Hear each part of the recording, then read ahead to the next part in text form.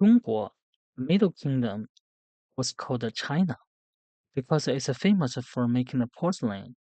Japan is famous for making lacquerware. So the word Japan also means lacquer, paint, but it is originated from China. Over 8,000 years ago, in the New Stone Age, people found out if they cut a lacquer tree, the liquid will come out from the tree. It's called daqi, Chinese lacquer. People put the lacquer on the surface of the woodware or furniture. It will make a layer of protection. So, lacquerware was born. On this picture is the people harvest the lacquer from the lacquer tree. This picture is a lacquer wooden bowl found in Hemudu site over 7,000 years ago. This lacquer bowl was over 8,000 years old. It's the oldest lacquerware in the world. Some of the lacquerware was inlaid with a gold plate and jade stone. Some was inlaid mother of pearl, and this is a beautiful cosmetics box and lacquered coffin and lacquered drum stand. This traditional Chinese music instrument is called a pipa. Chinese lute is made 1,300 years ago in the Tang Dynasty. Right now, it's stored in the museums in Japan. This lacquered Buddha statue was stored in the Metropolitan Museum in New York. And this lacquered Buddha statue is Monk Jianzhen. It's the national treasure of Japan. Monk Jianzhen made outstanding contributions to cultural exchanges between China and Japan. He brought a lot of Buddhism scriptures to Japan and preaching Buddhism in Japan. Why do we talk a lot about lacquerware? Because the Chinese number 7 is pronounced qi. It borrowed from lacquer. We can see in the article bound inscription, it's just like a cross, like today's number 10. Sure. In the small scale script, the character 7 is just like the lacquer tray was cut open, and the liquid lacquer just come out from the cutting. So here the curve is just like the liquid lacquer collected in the plate. Lacquerware is a qi qi. Qi is Chinese lacquer. Personally, I think qi it also have a meaning of a cross intersection, similar to number 5, but it's a right-angled cross intersection. Why? Let's take a look of another character. This one is a qie, qie means cut. On small scale script, on the left side, there is a 7. Qi. On the right is a bronze knife. Normally, when we cut something, we'll put a knife vertically on the stuff. After we cut it, sometimes the liquid will come out. Like when we cooking, accidentally cut our fingers. So this character 切 is we put a knife on something after we cut, liquid will come out. This character also pronounced 切, but we only use it for traditional Chinese medicine. When the doctor diagnoses the patient, they use 4 ways. It's called Wang, Wen, Wen, Qie. So Qie, that means pulse taking. You see the doctor put his hand on the patient's wrist. They make a right-angled cross intersection. Well, when the character lacquer was borrowed to be number 7, and what character we use it to mean lacquer paint? It's this one. It's also pronounced qi qi. You can see on the left side, the lacquer is a kind of a liquid, so there's a 3 dot water, 3点水. It comes from a lacquer tree, so it's a wood on the top. In the middle, it's like a man, 人, and you can imagine that's the funnel people used to collect the lacquer. When the lacquer accumulated more and more, it become a water, 水. So the character paint lacquer, qi, qi is a kind of a liquid. It comes from a lacquer tree accumulated on the funnel.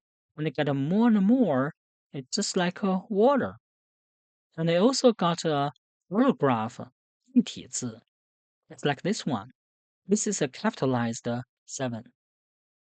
Number 1, there's a 7, right-angled cutting. Number 2, we cut the lacquer tree, so there's a wood. Number 3, the Chinese lacquer will come out from the lacquer tree as a liquid, the 3 dot water. So this character qi is use a knife, cut the lacquer tree, and the lacquer liquid will come out. I was born in the western suburb of Beijing, where the mountain areas.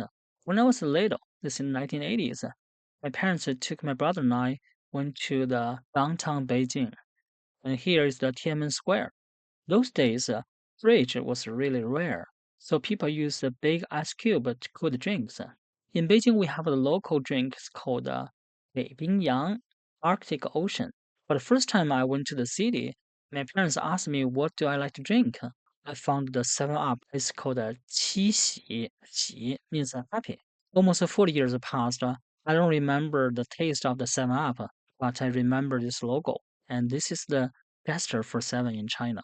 In China, we have a traditional festival. It's called Qixi Double Seven Festival. It's on the July 7th of a lunar calendar.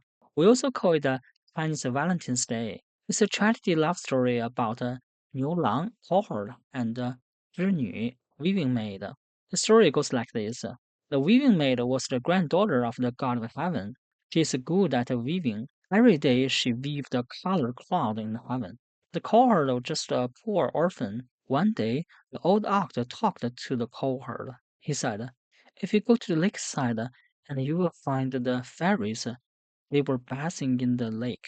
You just steal the clothes of one of the fairies, and she will become your wife." The cowherd followed the suggestion. He hid the clothes of one of the fairies, so the weaving maid could not return back to the heaven. She married the cowherd. After they get married, the cowherd working on the field, weaving maid weaving clothes at home. They got one son and one daughter. They lived happily together. But not long, the goddess of heaven found the marriage. She was furious because the fairies cannot marry the mortals. So she sent the warriors to catch the weaving maid back to the heaven. The cowherd chasing the weaving maid. The goddess of heaven took out her hairpin and scratched on the heaven. So a Milky Way appeared and separated the cowherd and the weaving maid, and they can't see each other. Their faithful love moved the magpies, so countless of magpies fly over on the Milky Way, use their body to form a rainbow bridge, so the cowherd and the weaving maid could cross the magpie bridge and meet each other. So the god of heaven only allowed the cowherd and the weaving maid see each other once a year. That's on the July 7th of the lunar calendar. So that's the origin of Chinese 一夕节 Double Sevens Festival. Chinese people believed if people died on the seventh day, the soul will come back home and farewell to the family. So since people died, they will burn the paper money every 7 days and do it 7 times. That is 49 days. And those picture was took in 1908 when the Emperor daughter Cixi, Dragon Lady, when she passed away. You can see here's a 128 carriers carried her coffin all the way from the Forbidden City to the mausoleum. And those soldiers and the horses were made of paper and silk.